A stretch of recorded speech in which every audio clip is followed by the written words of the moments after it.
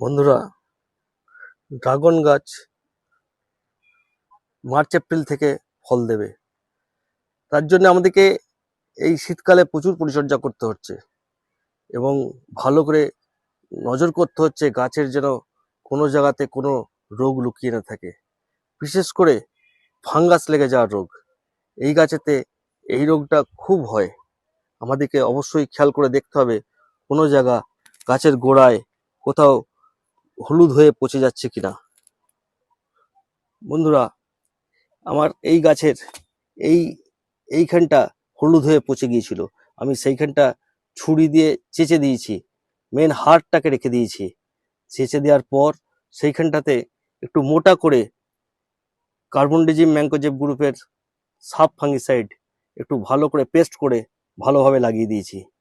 এইটা লাগানোর ফলে সেই পচার হাড়টা একবারেই কমে যাবে।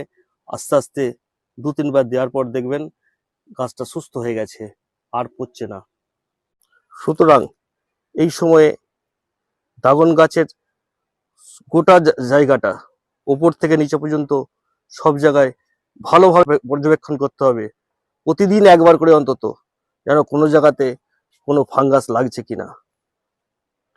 তাহলেই আমাদের গাছ সুস্থ থাকবে।